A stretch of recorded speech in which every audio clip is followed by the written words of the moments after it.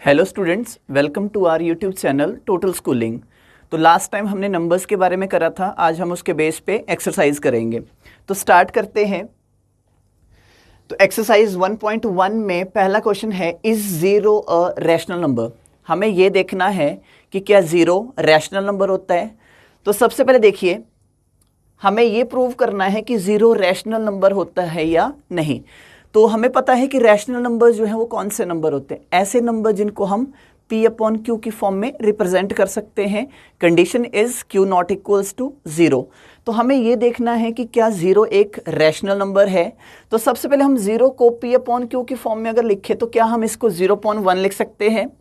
तो 0/1 में 0 रिप्रेजेंट करेगा P को और 1 रिप्रेजेंट करेगा Q को, और Q जो है वो नॉट इक्वल्स टू जीरो होना चाहिए। चेक कीजिए क्या Q not equals to zero है। यस, इसका मतलब ये हुआ कि जीरो जो है वो एक रैशनल नंबर है। यही हमें प्रूव करना था कि क्या जीरो एक रैशनल नंबर होता है। सेकंड क्वेश्चन देखिए, find 6 rational numbers between 3 and 4। तो लास्ट वीडियोस में मैंने आपको बताया था कि किस तरह से दो नंबर्स के बीच में रैशनल नंबर लिखते हैं। इस बार हमारे पास क्वेश्चन है कि हमें 3 एंड 4 के बीच में 6 रैशनल नंबर लिखने हैं। तो मैंने आपको बताया था कि सबसे पहले इन दोनों नंबर्स को हम रैशनल नंबर की फॉर्म में लिखेंगे। तो 3 को रैशनल नंबर की फॉर्म में क्या लिख देंगे, 3/1। 4 को क्या लिखेंगे, 4/1 लिखेंगे। अब मैंने आपको एक शॉर्टकट बताया था कि अगर 6 रैशनल नंबर आपको लिखने हैं तो 6 में एक प्लस करना है, मतलब आपने न्यूमरेटर को भी 7 से मल्टीप्लाई करना है और डिनोमिनेटर को भी 7 से। यहां पे भी आपको न्यूमरेटर 7 से मल्टीप्लाई करना है, डिनोमिनेटर भी 7 से। तो ये नंबर आ जाएंगे आपके पास 21/1 और यहां पे आ जाएगा 28/7। सॉरी, यहां पे 7 आ जाएगा, 21/7 और यहां पे आ जाएगा 28/7 आ जाएगा। इसके बाद हमने यहां पे सीक्वेंस में नंबर लिखने। तो नेक्स्ट नंबर क्या होगा, 22/7, next is 23/7, next is 24/7, next is 25/7, next is 26/7, then 27/7। तो हमें 3 एंड 4 के बीच में 6 रैशनल नंबर्स लिखने थे।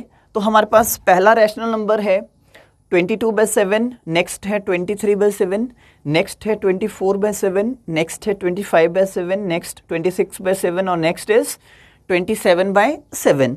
नेक्स्ट क्वेश्चन देखिए, अगेन बिल्कुल सेम क्वेश्चन है, find 5 rational numbers between 3/5 and 4/5। इसके बाद इस क्वेश्चन में हमारे पास पहला नंबर है 3/5 और दूसरा है 4/5। इन दोनों नंबर्स के बीच में हमें 5 रैशनल नंबर्स लिखने हैं। तो पहला रैशनल नंबर हम कैसे लिखेंगे, 5 पूछा है तो मल्टीप्लाई करेंगे 6 से न्यूमरेटर को भी और डिनोमिनेटर को भी। यहां पे भी न्यूमरेटर को 6 से मल्टीप्लाई करेंगे और डिनोमिनेटर को भी 6 से। तो ये नंबर आ जाएगा आपके पास 18/30 और ये नंबर आ जाएगा आपके पास 24/30।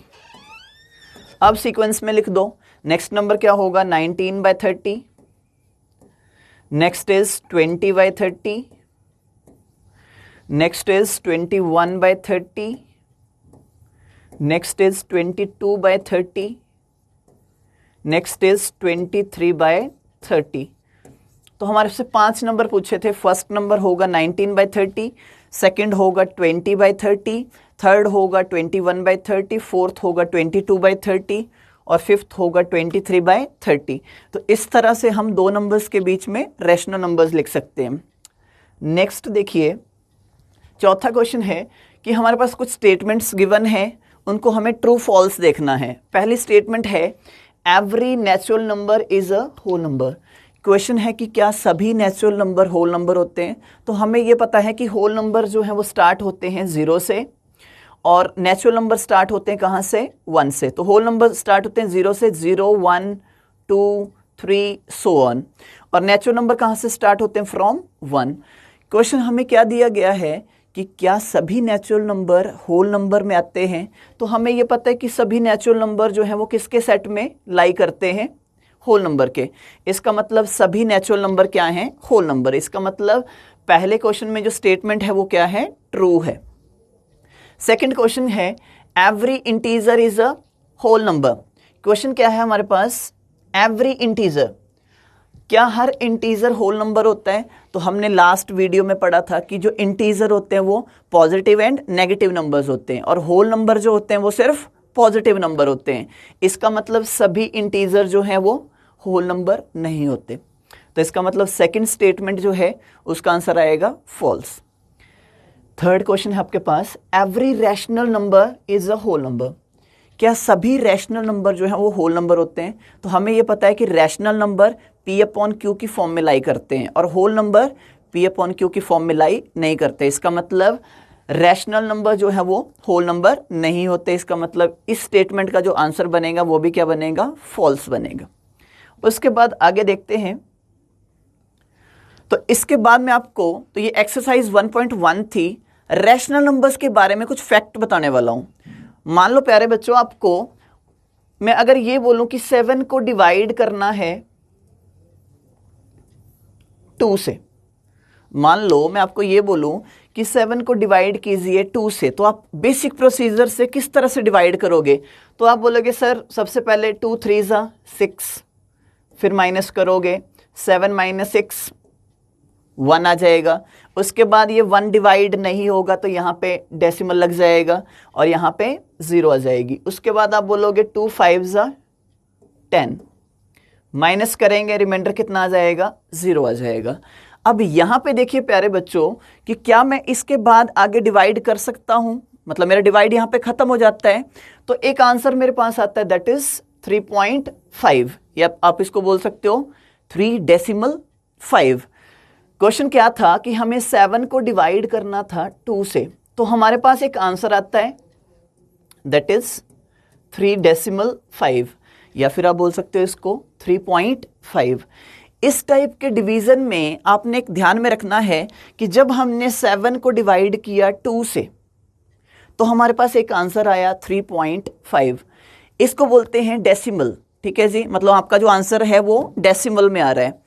जब भी इस टाइप से डिवीजन आएगा और किसी पर्टिकुलर, मतलब डेसिमल के बाद किसी पर्टिकुलर डिजिट पे आपका नंबर क्या हो जाए? टर्मिनेट, तो इस टाइप के डिवीजन को हम बोलेंगे टर्मिनेटिंग डेसिमल्स। जब भी मान लो मैं आपको ये बोलूं कि 25 को डिवाइड कीजिए 4 से, तो आप क्या बोलोगे? 6.25। इसका मतलब ये हुआ कि किस पॉइंट के बाद किसी पर्टिकुलर डिजिट पे जो नंबर है वो क्या हो गया? टर्मिनेट। तो जब भी आप कोई नंबर डिवाइड करते हो किसी दूसरे नंबर से और पॉइंट के बाद, मतलब डेसिमल के बाद, वो किसी पर्टिकुलर डिजिट पे क्या हो जाए? टर्मिनेट हो जाए, तो उस टाइप के डेसिमल को हम क्या बोलेंगे? Terminating decimal. मान लो प्यारे बच्चों मैं आपको ये बोलूं कि 10 को डिवाइड कीजिए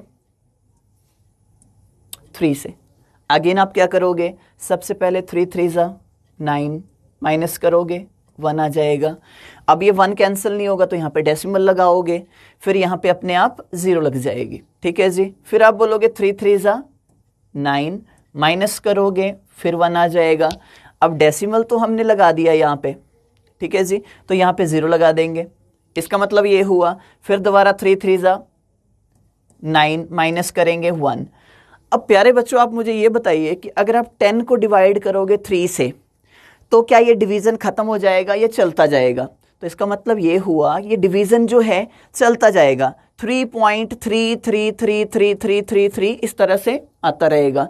इस टाइप के डेसिमल को हम क्या बोलेंगे कि अगर हम किसी नंबर को डिवाइड करें और डेसिमल के बाद रेपिटेशन हो जाए, इसका मतलब ये हुआ कि ये नंबर जो है वो टर्मिनेट नहीं हुआ लेकिन रिपीट जरूर हुआ। इस टाइप के जो डेसिमल आएंगे उनको बोलेंगे non terminating repeating decimals, non terminating repeating decimals. तो अब आपको एक चीज ध्यान में रखनी है कि जब मैंने आपको ये बोला था कि 7 को डिवाइड करो 2 से, तो आपने डिवाइड किया और आपके पास आंसर आया 3.5। डेसिमल के बाद 5 पे ये टर्मिनेट हो गया तो इसको बोलेंगे टर्मिनेटिंग डेसिमल। लेकिन यहाँ पे ये डिवाइड करने पे डिवाइड नहीं हुआ पूरा और रिपीट होना स्टार्ट हो गया तो इसको बोलेंगे नॉन टर्मिनेटिंग रिपीटिंग डेसिमल्स। अब आपको यहां से दो फैक्ट याद में रखने हैं, ठीक है जी, कि अगर आप किसी नंबर को डिवाइड करोगे और वो टर्मिनेट हो जाए तो उसको बोलेंगे टर्मिनेटिंग डेसिमल, और अगर वो डिवाइड करके डिवाइड ना हो, रिपीट होना स्टार्ट हो जाए तो उसको बोलेंगे नॉन टर्मिनेटिंग रिपीटिंग डेसिमल। अब यहां से प्रॉपर्टीज बनेंगी रैशनल नंबर्स की। तो सबसे पहले मैं प्रॉपर्टीज बाद में बताऊंगा। अगर आप इन दोनों क्वेश्चंस को थोड़ा सा एनालाइज करो, पहला क्वेश्चन था कि 7 को डिवाइड करो 2 से, आपका आंसर आ रहा था 3.5। फिर मैंने बोला था कि 10 को डिवाइड करो 3 से, तो आपका आंसर आ रहा था 3.333 सो ऑन, इस तरह से आ रहा था। इसको हम कौन सा डेसिमल बोल रहे थे?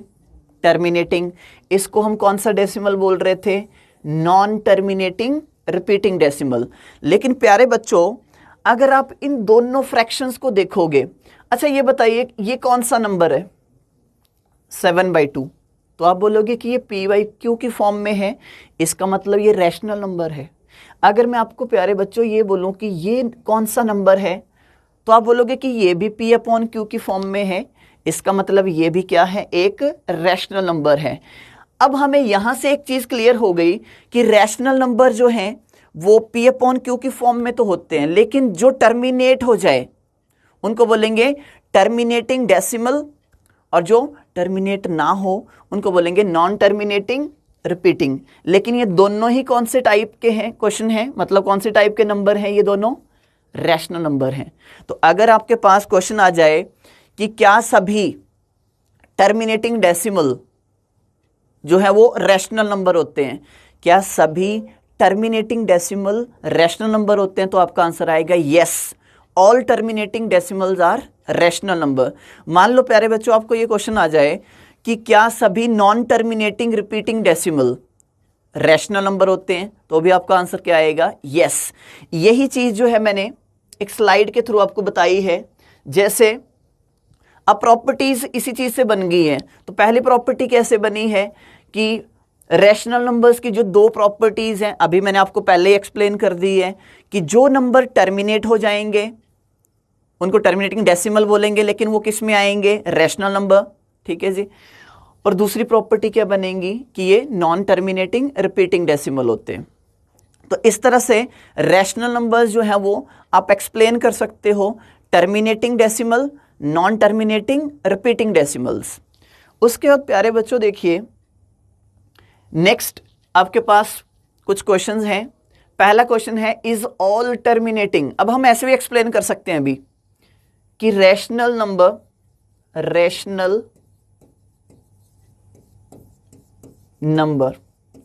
अगर हम रैशनल नंबर्स को थोड़ा सा कैटेगराइज करें तो ये होते हैं टर्मिनेटिंग डेसिमल्स, और दूसरी टाइप क्या बनेगी इसकी? Non terminating repeating decimals.